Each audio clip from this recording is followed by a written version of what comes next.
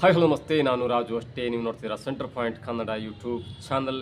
ಯುದ್ಧ ವಿರಾಮಕ್ಕೆ ಪಾಕ್ ಮಧ್ಯಸ್ಥಿಕೆ, ಅಮೆರಿಕ ಪಾಕ್ ಕಳ್ಳಾಟ ಕೊನೆಗೂ ಬಯಲು.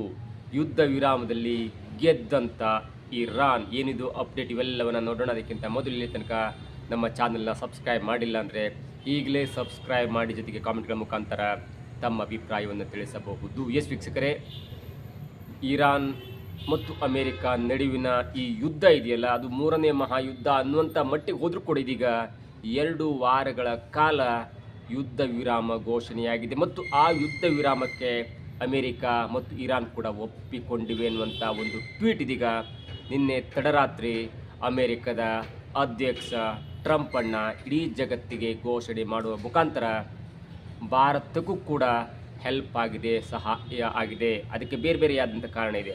ಹಾರ್ಮೋಜ್ ಜಲಸಂಧಿಯಿಂದ ಭಾರತ 60%ಕ್ಕೂ ಹೆಚ್ಚು ಶೇಕಡದಷ್ಟು ತೈಲವನ್ನು, LPG ಗ್ಯಾಸನ್ನು ಆಮದು ಮಾಡಿಕೊಳ್ಳುತ್ತೆ. ಆ ರೀತಿಯಲ್ಲಿ ನೋಡೋದಾದರೆ ಭಾರತಕ್ಕೆ ಒಂದು ಮಟ್ಟಿಗೆ ಅದು ನಿಟ್ಟುಸಿರು ಬಿಡುವಂಥ ಒಂದು ಕಾಯಕ ಅಂತ ಹೇಳ್ಬೋದು. ಅದು ಪಾಕಿಸ್ತಾನ ಯುದ್ಧ ವಿರಾಮಕ್ಕೆ ಹೆಲ್ಪ್ ಮಾಡಿದೆಯಾ ಅಥವಾ ಅಮೆರಿಕ ಕಳ್ಳಾಟ ಮಾಡಿದೆಯಾ, ಅದು ಬೇರೆ ಪ್ರಶ್ನೆ. ಆದರೆ ಭಾರತಕ್ಕೆ ಒಂದು ನಿಟ್ಟುಸಿರು ಬಿಡುವಂಥ ಒಂದು ಕೆಲಸ ನಿನ್ನೆ ತಡರಾತ್ರಿ ಆಗಿದೆ. ಅದು ಯಾರು ಮಾಡಿದ್ರೂ ಕೂಡ ಭಾರತಕ್ಕೆ ಹೆಲ್ಪ್ ಆಗಿದೆ. ಯಾಕಂದರೆ ಯುದ್ಧ ವಿರಾಮ ಘೋಷಣೆಯಾಗಿದೆ. ಹಾರ್ಮೋಜ್ ಜಲಸಂಧಿ ಮುಖಾಂತರ ಬೇರೆ ಬೇರೆ ದೇಶಗಳಿಗೆ ಹಡಗುಗಳು ತೈಲವನ್ನು ಸುಲಭವಾಗಿ ಅಲ್ಲಿಂದ ಹಾದು ಹೋಗ್ಬೋದೆನ್ನುವಂಥ ಒಪ್ಪಂದಕ್ಕೆ ಎರಡೂ ದೇಶಗಳು ಕೂಡ ಇದೀಗ ಬಂದಿದೆ. ಇನ್ನು ನಿನ್ನೆ ಆದಂಥ ಬೆಳವಣಿಗೆ ಏನು, ಯಾಕೆ ಕಳ್ಳಾಟ, ಎಲ್ಲವನ್ನು ಕೂಡ ನೋಡ್ತಾ ಹೋದರೆ ನಿಮ್ಗೆ ಕೆಲವೊಂದು ಪಾಯಿಂಟ್ಗಳನ್ನು ಹೇಳ್ತೇನೆ. ಅದು ಕೂಡ ಇದೀಗ ಸೋಷಿಯಲ್ ಮೀಡಿಯಾದಲ್ಲಿ ದೊಡ್ಡದಂಥ ಚರ್ಚೆಯಾಗಿದೆ. ಸ್ವತಃ ಟ್ವೀಟ್ ಮಾಡಿದಂಥ ಪಾಕಿಸ್ತಾನದ ಅಧ್ಯಕ್ಷ ಶಹಬಾಜ್ ಶರೀಫ್ ಅವರು ಕೂಡ ಆ ಟ್ವೀಟನ್ನು ಮರು ಎಡಿಟ್ ಮಾಡಿ ಮತ್ತೊಂದು ಟ್ವೀಟ್ ಕೂಡ ಮಾಡಿದ್ದಾರೆ. ಹೀಗಾಗಿ ಆ ಟ್ವೀಟ್ನ ಕಳ್ಳಾಟ ಏನು ಎಲ್ಲವನ್ನು ಕೂಡ ನೋಡೋಣ. ಒಂದೊಂದೇ ಪಾಯಿಂಟನ್ನು ಸೂಕ್ಷ್ಮವಾಗಿ ಹೇಳ್ತೇನೆ.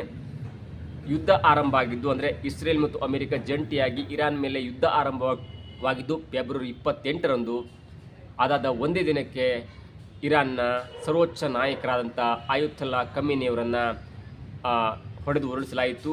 ಅದಾದ ನಂತರ ಇದೀಗ 39ನೇ ದಿನಕ್ಕೆ ಯುದ್ಧ ಕಾಲಿರಿಸಿದೆ. ಈ 39ನೇ ದಿನಕ್ಕೆ ಕಾಲಿರಿಸುವ ಮೊದಲು ನಿನ್ನೆ ಟ್ರಂಪ್ ಅವರು ಅಂದರೆ ಮೊನ್ನೆ ತಡರಾತ್ರಿ ಒಂದು ವಾರ್ನಿಂಗನ್ನು ಕೊಟ್ಟಿದ್ರು. ಅಂದರೆ 48 ಗಂಟೆಯ ಒಂದು ಲಾಸ್ಟ್ ಡೆಡ್ಲೈನ್ ಕೊಟ್ಟರು. ಅದು ಕೂಡ ಇವತ್ತು ಬೆಳಿಗ್ಗೆ 6 ಗಂಟೆಯ ಒಳಗೆ, ಅಂದರೆ ಭಾರತೀಯ ಕಾಲಮಾನದ ಪ್ರಕಾರ ಒಂದು 6 ಗಂಟೆ ಸುಮಾರಿಗೆ ಆ ಡೆಡ್ಲೈನ್ ಮುಗಿಯುವಂಥದ್ದಿತ್ತು. ಅದಕ್ಕೆ ಮುನ್ನ ಅಂದರೆ 6-7 ಗಂಟೆ ಮುನ್ನ ನಿನ್ನೆ ಅವರು ಒಂದು ಟ್ವೀಟ್ ಮಾಡಿದ್ರು. ಇಡೀ ಇರಾನ್ನ ಸಿವಿಲೈಸೇಷನ್ ಅಂದರೆ ನಾಗರಿಕತೆಯನ್ನು ನಾವು ಕಂಪ್ಲೀಟಾಗಿ ಸರ್ವನಾಶ ಮಾಡ್ತಿದ್ದೇವೆ, ಇದಕ್ಕೆ ಉತ್ತರವಿಲ್ಲ, ಇರಾನ್ ಮತ್ತೆ ಹುಡ್ಲಿಕ್ಕೆ ಸಾಧ್ಯ ಇಲ್ಲ ಎನ್ನುವಂಥ ಒಂದು ಸ್ಟ್ರಾಂಗೆಸ್ಟ್ ಆದಂಥ ಎಚ್ಚರಿಕೆಯನ್ನು ಕೊಟ್ಟಿದ್ರು. ಅದರ ಒಂದು ಮುನ್ನೋಟವನ್ನು ನೋಡ್ತಾ ಹೋದರೆ ಇನ್ನೇನು ಪರಮಾಣು ದಾಳಿಯನ್ನೇ ಮಾಡಿಬಿಡುತ್ತೆ, ಇರಾನ್ ಸರ್ವನಾಶ ಆಗುತ್ತೆ, ಇರಾನ್ ಎನ್ನುವಂಥ ದೇಶವೇ ನಾಶ ಆಗುತ್ತೆ ಎನ್ನುವಂಥ ವಿವರಣೆಗಳು ಕೂಡ ಇಡೀ ದೇಶದಾದ್ಯಂತ ಅಥವಾ ಇಡೀ ಪ್ರಪಂಚದಾದ್ಯಂತ ಕೇಳಿ ಬರ್ತಾ ಇತ್ತು. ಇದರ ಅರ್ಥ ಇಷ್ಟೇ, ಇದು ಕೊನೆಯ ಎಚ್ಚರಿಕೆ. ನೀವು ಹಾರ್ಮೋಜ್ ಜಲಸಂಧಿಯನ್ನು ಓಪನ್ ಮಾಡಲೇಬೇಕು, ಅಲ್ಲಿ ಏನು ದಾಳಿ ಮಾಡಬಾರ್ದು, ಇದರಿಂದ ಇಡೀ ಪ್ರಪಂಚಕ್ಕೆ ತೈಲ ರವಾನೆಯಲ್ಲಿ ಕಷ್ಟ ಆಗುತ್ತೆ, ಹಾಗಾಗಿ ಇಡೀ ಪ್ರಪಂಚದ ಆರ್ಥಿಕತೆ ಮುಳುಗೋಗುತ್ತೆ ಅನ್ನೋ ದೃಷ್ಟಿಯಲ್ಲಿ ಕೊನೆಯ ಎಚ್ಚರಿಕೆಯನ್ನು ಕೊಟ್ಟಿದ್ದರು. ಆದರೆ ಎಲ್ಲೋ ಒಂದು ಕಡೆ ಎಲ್ಲರೂ ಕೂಡ ಕಾದು ಕುಳಿತಿದ್ರು. ಬೆಳಗ್ಗೆ ಅಂದರೆ ನ್ಯೂಸ್ ಚಾನಲ್ ಕೆಲಸ ಮಾಡುವಂಥರು, ಬೇರೆ ಬೇರೆ ವರ್ಕ್ ಮಾಡುವಂಥರು, ನಿನ್ನೆ ಎಲ್ಲರೂ ಕೂಡ ನ್ಯೂಸ್ ಚಾನಲಲ್ಲಿ ತಡರಾತ್ರಿ ನ್ಯೂಸ್ ಇಲ್ಲಿದ್ರು ಕೂಡ ಎಲ್ಲರೂ ಕೂಡ ಆಫೀಸಲ್ಲಿದ್ದರು. ಏನಾಗುತ್ತೋ, ಯುದ್ಧ ಆಗುತ್ತೆ, ಮತ್ತೊಂದು ಪ್ರಪಂಚದ ಇರಾನ್ ಮುಳುಗೋಗುತ್ತೆ, ಅದರಿಂದ ಭಾರತಕ್ಕೆ ನಷ್ಟ ಆಗುತ್ತೆ, ಎಲ್ಲವೂ ಕೂಡ ದೊಡ್ಡ ದೊಡ್ಡ ಎಡಿಟರ್ಗಳು ಕೂಡ ಆಫೀಸಲ್ಲಿದ್ದರು. ಆದರೆ ಟ್ರಂಪ್ ಮಾಡಿದ ಹಕ್ಕಿಕತೆ ಏನಂದರೆ ಯುದ್ಧ ವಿರಾಮವನ್ನು ಘೋಷಣೆ ಮಾಡಿದ್ರು. ಯಾರ ಮುಖಾಂತರ? ಪಾಕಿಸ್ತಾನದ ಮಧ್ಯಸ್ಥಿಕೆಯಲ್ಲಿ. ಓಕೆ, ಪಾಕಿಸ್ತಾನ, ಇರಾನ್ ಮತ್ತು ಅಮೆರಿಕ ದೇಶಗಳ ನಡುವೆ ಕೂತು ಮಾತಾಡ್ತು, ಯುದ್ಧ ವಿರಾಮ ಘೋಷಣೆ ಮಾಡ್ತು. ಓಕೆ, ಟ್ರಂಪ್ ಮೊದಲು ಟ್ವೀಟ್ ಮಾಡ್ತಾರೆ, ಇಲ್ಲ ನಾವು ಇದೀಗ 2 ವಾರಗಳ ಕಾಲ ಯುದ್ಧ ವಿರಾಮವನ್ನು ಘೋಷಣೆ ಮಾಡಿದ್ದೇವೆ, ಅದು ಪಾಕಿಸ್ತಾನದ ಮಧ್ಯಸ್ಥಿಕೆಯಲ್ಲಿ. ಅಂದರೆ ಪಾಕಿಸ್ತಾನದ PM ಆಗಿರುವಂಥ ಶಹಬಾಜ್ ಶರೀಫ್ ಮತ್ತು ಫೀಲ್ಡ್ ಮಾರ್ಷಲ್ ಆಗಿರುವಂಥ ಮುನೀರ್ ಅವರ ಮಧ್ಯಸ್ಥಿಕೆಯಲ್ಲಿ ಇದೀಗ 2 ವಾರಗಳ ಕಾಲ ಯುದ್ಧ ವಿರಾಮವನ್ನು ಘೋಷಣೆ ಮಾಡಿದ್ದೇವೆ. ಮತ್ತು ಇರಾನ್ ಕೂಡ ನಮಗೆ ಒಂದು 15 ಪಾಯಿಂಟ್ಸನ್ನು ಕೊಟ್ಟು ಅದಕ್ಕೆ ಪರಿಹಾರನ ಕೊಡಿ ಅಥವಾ 15 ಪಾಯಿಂಟ್ಗಳನ್ನ ಮುಂದಿಟ್ಟಿದೆ. ಅದರಲ್ಲಿ 10 ಪಾಯಿಂಟ್ಗಳನ್ನ ಪರಿಷ್ಕರಣೆ ಮಾಡಿ ಅದನ್ನು ನಾವು ಯೋಚನೆ ಮಾಡ್ತೇವೆ. 2 ವಾರದಲ್ಲಿ ಎಲ್ಲವೂ ಕೂಡ ಮುಕ್ತಾಯವಾಗುತ್ತೆ ಮತ್ತು 2 ವಾರದ ನಂತರ ಕಂಪ್ಲೀಟಾಗಿ ಯುದ್ಧ ವಿರಾಮ ಘೋಷಣೆ ಮಾಡುವಂಥ ಸಾಧ್ಯತೆ ಇದೆ ಅನ್ನುವಂಥ ಟ್ವೀಟನ್ನು ಅಮೆರಿಕದ ಅಧ್ಯಕ್ಷ ಡೊನಾಲ್ಡ್ ಟ್ರಂಪ್ ಅವರು ಹೇಳ್ತಾರೆ. ಅಷ್ಟಕ್ಕೆ ಟ್ರಂಪ್ ಈ ಹಿಂದೆ ಇಲ್ಲಿ ತನಕ ಮಾಡ್ಕೊಂಡು ಬಂದಂಥ ಟೂಸ್ ಪಟಾಕಿಯಾಗಿ ಉಳಿಯುತ್ತೆ. ಇಲ್ಲಿ ಗಮನಿಸಬೇಕಂತ ಸಂಗತಿ ಅಂದರೆ ಪಾಕಿಸ್ತಾನದ ಮಧ್ಯಸ್ಥಿಕೆ. ಪಾಕಿಸ್ತಾನ ಕಳೆದ ಒಂದು 4-5 ದಿನಗಳ ಹಿಂದೆ ಒಂದು ಕಮಿಟಿಯನ್ನು ಕರೆಸ್ಕೊಂಡು ಇರಾನ್ ಮತ್ತು ಟರ್ಕಿ ಮತ್ತು ಮಿಡ್ಲ್ ಈಸ್ಟ್ ರಾಷ್ಟ್ರಗಳ ಒಂದು ಮೀಟಿಂಗನ್ನು ಮಾಡುತ್ತೆ. ಯುದ್ಧ ಹಿಂಗಾಗತ್ತೆ ಹಾಗಾಗತ್ತೆ ಈಗ ಮಾಡಬಾರ್ದು ಅನ್ನೋ ಒಂದು ಮೀಟಿಂಗ್ ಮಾಡುತ್ತೆ. ಆ ಪ್ರಪೋಸಲನ್ನು ಇರಾನ್ಗೆ ಕಳಿಸುತ್ತೆ. ಆದರೆ ಇರಾನ್ನ ಒಬ್ಬ ಪ್ರತಿನಿಧಿಯು ಇಲ್ಲಿ ಭಾಗವಹಿಸಿರಲಿಲ್ಲ ಮತ್ತು ಈ ಪಾಕಿಸ್ತಾನದ ಮಧ್ಯಸ್ಥಿಕೆಯಲ್ಲಿ ಆದಂಥ ಮೀಟಿಂಗನ್ನು ಸಗಟಾಗಿ ತಿರಸ್ಕಾರ ಕೂಡ ಮಾಡುತ್ತೆ ಮತ್ತು ಅದಕ್ಕೆ ನಮ್ಗೆ ಸಂಬಂಧ ಇಲ್ಲ, ನಾವು ಯುದ್ಧವನ್ನು ನಿಲ್ಲಿಸಿಲ್ಲ ಅನ್ನುವಂಥ ನೇರವಾದ ಎಚ್ಚರಿಕೆಯನ್ನು ಇರಾನ್ ಪಾಕಿಸ್ತಾನಕ್ಕೆ ಕೊಡುತ್ತೆ. ಇದರರ್ಥ ನಾವು ಸೋಲಲ್ಲ, ನಮ್ಮ ಹತ್ರ ಬಹಳಷ್ಟು ಬ್ಯಾಲಿಸ್ಟಿಕ್ ಕ್ಷಿಪಣಿಗಳಿದೆ, ಅಮೆರಿಕ ಏನೇ ಮಾಡಿದ್ರೂ ಕೂಡ ನಾವು ಅದನ್ನು ನಿಲ್ಲಿಸಲ್ಲ ಅನ್ನುವಂಥ ನೇರ ಎಚ್ಚರಿಕೆಯನ್ನು ಕೊಟ್ಟಿತ್ತು. ಇದು ಕೂಡ ಇಲ್ಲಿ ಗಮನಿಸಬೇಕಂತ ವಿಷಯ.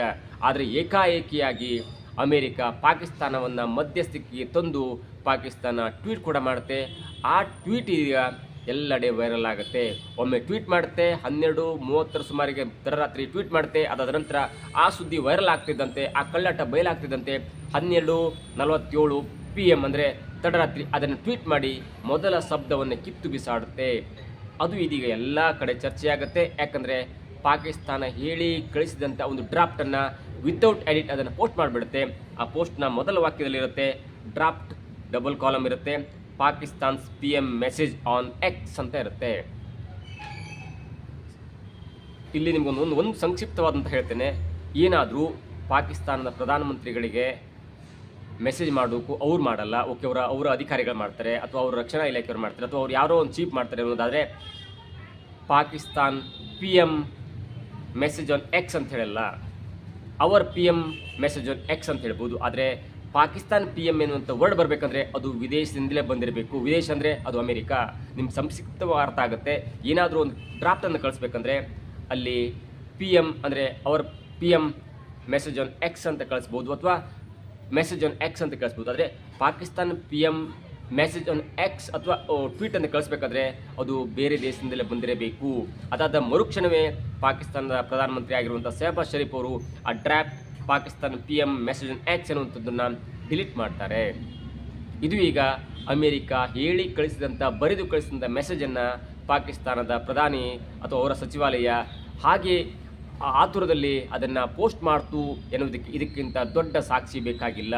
ಯಾವ ಮಟ್ಟಿಗಂದರೆ ಪಾಕಿಸ್ತಾನವನ್ನು ಸುಮ್ಮನೆ ಥರ್ಡ್ ಪಾರ್ಟಿಯಾಗಿ ಇಟ್ಕೊಂಡು ನೋಡಿ, ಅಮೆರಿಕ ಇರಾನ್ ನಡುವೆ ಕಳೆದ 10 ದಿನಗಳಿಂದ ಒಂದು ಮಾತುಕತೆ ನಡೀತಾ ಇದೆ. ಯಾವಾಗಂದರೆ ಅಮೆರಿಕದ JD ವ್ಯಾನ್ಸ್ ಅವರ ನೇತೃತ್ವದಲ್ಲಿ, ಅಂದರೆ ಇರಾನ್ ಮತ್ತು ಅಮೆರಿಕ ಇಸ್ರೇಲ್ ನಡುವೆ ಯುದ್ಧ ನಿಲ್ಲಲ್ಲ ಎನ್ನುವಂಥ ಹಂತಕ್ಕೆ ಬಂದಾಗ ಈ ಅಮೆರಿಕ ಇರಾನ್ ನಡುವಿನ ಯುದ್ಧದ ಒಂದು ಮಾತುಕತೆಗಾಗಿ JD ವ್ಯಾನ್ಸ್ ಎನ್ನುವಂಥ ವ್ಯಕ್ತಿಯನ್ನು ಅಂದರೆ ಉಪ ಅಧ್ಯಕ್ಷರನ್ನು ಅಂದರೆ ವೈಸ್ ಪ್ರೆಸಿಡೆಂಟನ್ನು ಅಮೆರಿಕ ನಿಯುಕ್ತಿಗೊಳಿಸಿತ್ತು. ಅವರು ಇದೀಗ ಎಲ್ಲವನ್ನು ನೋಡ್ಕೊಳ್ತಾ ಇದ್ರು. ಅಂದರೆ ಇರಾನ್ ಮತ್ತು ರಾಯಭಾರಿ ಕಚೇರಿಯ ನಡುವೆ ಮಾತುಕತೆ ಆಗಿರ್ಬೋದು, ಇಸ್ರೇಲ್ ರಾಯಭಾರಿ ಕಚೇರಿ ಮಾತುಕತೆ ಆಗಿರ್ಬೋದು, ಎಲ್ಲವೂ ಕೂಡ ನೋಡಿಕೊಂಡು ಯುದ್ಧದ ಮಾತುಕತೆ ನಡೆಸ್ತಾ ಇದ್ರು. ಹಾಗಾಗಿ ಅಮೆರಿಕದ ಉಪಾಧ್ಯಕ್ಷ JD ವ್ಯಾನ್ಸ್ ಅವರ ನೇತೃತ್ವದಲ್ಲಿ ನಡೆಯುವಂಥ ಈ ಮಾತುಕತೆಗೆ ಸುಮ್ಮನೆ ನಾವೇ ಯುದ್ಧ ವಿರಾಮವನ್ನು ಘೋಷಣೆ ಮಾಡಿಕೊಂಡ್ವಿ ನೋಡಿ. ಅದಕ್ಕಿಂತ ಮೊದಲು 2 ಎಚ್ಚರಿಕೆಯನ್ನು ಕೊಡ್ತಾರೆ. ಎಂಥ ನಾಟಕ ಅಂದರೆ ಇದು ಅಮೆರಿಕದ್ದು, ಇಡೀ ಇರಾನನ್ನು ಸರ್ವನಾಶ ಮಾಡ್ತೇವೆ ಎನ್ನುವಂಥ ಒಂದು ಎಚ್ಚರಿಕೆಯನ್ನು ಕೊಡ್ತಾರೆ.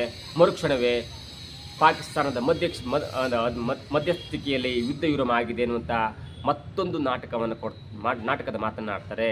ನಾಟಕ ಹೇಗೆ ಬಯಲಾಯ್ತಂದರೆ ಪಾಕಿಸ್ತಾನ ಮಾಡಿದಂಥ ಟ್ವೀಟ್ನಲ್ಲಿ ಮೊದಲ ವಾಕ್ಯದಲ್ಲೇ ಇದೀಗ ಪಾಕಿಸ್ತಾನ ಮತ್ತು ಅಮೆರಿಕದ ಕಳ್ಳಾಟ ಬಯಲಾಗಿದೆ. ಇದರ ಕಂಪ್ಲೀಟ್ ಅರ್ಥ ಅಷ್ಟೇ, ಯುದ್ಧ ವಿರಾಮಕ್ಕೆ 15 ದಿನಗಳಿಂದ ಒಂದು ನೆಗೋಷಿಯೇಷನ್ ನಡೀತಾ ಇತ್ತು.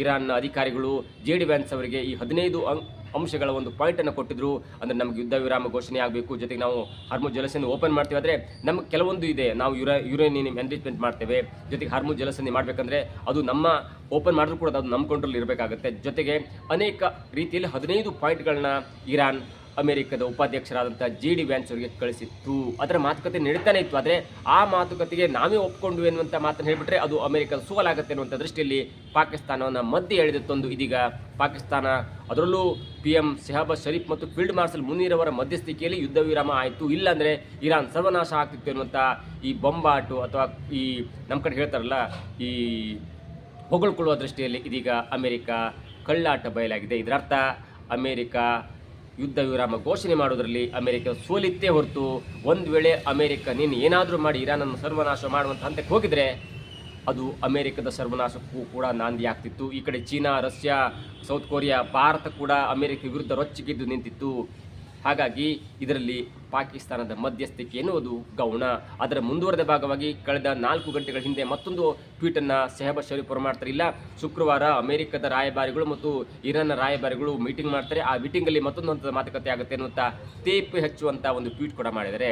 ಇವೆಲ್ಲ ನಾಟಕ. ಆದರೆ ಭಾರತ ಯಾಕೆ ಇಲ್ಲಿಯ ತನಕ ಇಂಥ ಮಧ್ಯಸ್ಥಿಕೆಗೆ ಹೋಗಿಲ್ಲ, ಭಾರತಕ್ಕೂ ಕೂಡ ಹೆಲ್ಪ್ ಆಗ್ತಲ್ಲ ಎನ್ನುವಂಥ ಅನೇಕರು ಯೋಚನೆ ಮಾಡಿದರೆ, ಅನೇಕರು ಟ್ವೀಟ್ ಮಾಡಿದರೆ ನನಗೂ ಕೂಡ ಹಾಗೆ ಅನ್ನಿಸ್ತು. ಪಾಕಿಸ್ತಾನ ಮಧ್ಯಸ್ಥಿಕೆ ವಹಿಸುತ್ತೆ ಅನ್ನೋದಾದರೆ ಯಾಕೆ ಭಾರತ ಮಧ್ಯಸ್ಥಿಕೆ ವಹಿಸಲಿಕ್ಕೆ ಹೆಲ್ಪ್ ಮಾಡಿಲ್ಲ? ಯಾಕಂದರೆ ಭಾರತ ಇರಾನ್ ತುಂಬ ಚೆನ್ನಾಗಿದೆ, ಭಾರತ ಅಮೆರಿಕ ತುಂಬ ಚೆನ್ನಾಗಿದೆ, ಟ್ರಂಪ್ ಅವರು ಗೆಳೆಯ ಅಂತ ಹೇಳ್ಕೊಳ್ತಾರೆ. ಆದರೂ ಕೂಡ ಯಾಕೆ ಭಾರತ ಇಂಥದ್ದೊಂದು ಸೀಸ್ಫೈರ್ಗೆ, ಯುದ್ಧ ವಿರಾಮಕ್ಕೆ ಯಾಕೆ ಮಧ್ಯಸ್ಥಿಕೆ ವಹಿಸಿಲ್ಲ? ಅಂದರೆ ಭಾರತ ಪ್ರತಿ ಸಲ ಹೇಳುತ್ತೆ, ನಮ್ಮದು ಅಲಿಪ್ತಂತಿ, ನಾವು ಬೇರೆ ದೇಶಗಳ ನಡುವೆ ನಾವು ಹೋಗಲ್ಲ, ನಮ್ಮ ದೇಶದ ಒಂದು ಆಡಳಿತಕ್ಕೆ, ನಮ್ಮ ದೇಶದ ಒಂದು ಮಧ್ಯಸ್ಥಿಕೆ ಯಾರು ಕೂಡ ಬರಬಾರ್ದು ಎನ್ನುವಂಥ ನೀತಿ ಭಾರತಕ್ಕೂ ಅದು ಅನ್ವಯ ಆಗುತ್ತೆ. ಹಾಗೆ ನಾವು ಬೇರೆ ದೇಶಗಳ ಮಧ್ಯೆ ದಲ್ಲಾಳಿ ಕೆಲಸ ಮಾಡಲ್ಲ ಅನ್ನುವಂಥ ಹೇಳಿಕೆಯನ್ನು ನಮ್ಮ ವಿದೇಶಾಂಗ ಸಚಿವರು ಕೊಟ್ಟರು. ಆದರೆ ಆ ಯುದ್ಧದಿಂದ ಭಾರತಕ್ಕೂ ಕೂಡ ಆರ್ಥಿಕವಾಗಿ ನಷ್ಟ ಆಗುತ್ತೆ, ಭಾರತ ಆರ್ಥಿಕತೆ ಕೂಡ ಕುಸಿಯುತ್ತೆ ಅನ್ನುವಂಥ ಒಂದು ಗೊಂದಲ, ಒಂದು ಹಿನ್ನಡೆ, ಒಂದು ನಷ್ಟ ಆದರೂ ಕೂಡ ಯಾಕೆ ಭಾರತ ಇಂಥದ್ದೊಂದು ಕೆಲಸಕ್ಕೆ ಕೈ ಹಾಕಿಲ್ಲ ಅನ್ನುವಂಥ ಗೊಂದಲ ನನಗೂ ಕೂಡ ಇತ್ತು. ಆದರೆ ಇಲ್ಲಿ ಮಧ್ಯಸ್ಥಿಕೆ ಯಾರಿಂದಲೂ ಕೂಡ ಆಗಿಲ್ಲ. ಪಾಕಿಸ್ತಾನ ಅಮೆರಿಕಕ್ಕೆ ಬುದ್ಧಿ ಹೇಳುವಂಥ ಅಥವಾ ತಿಳಿದು ಹೇಳುವಂಥ ಧೈರ್ಯ ಅದಕ್ಕಿಲ್ಲ. ಪಾಕಿಸ್ತಾನ ಹೇಳಿದ ಮಾತನ್ನು ಕೇಳಲಿಕ್ಕೆ ಅಮೆರಿಕ ಕೂಡ ಒಪ್ಪಲ್ಲ. ಆದರೆ ಇದೊಂದು ನಾಟಕ ಎಂಬಂತೆ ಇದೀಗ ತನ್ನ ಮರ್ಯಾದೆ ತಾನೇ ಕಳ್ಕೊಳ್ಳೋದು ಬೇಡವನ್ನ ದೃಷ್ಟಿಯಲ್ಲಿ ಇದೀಗ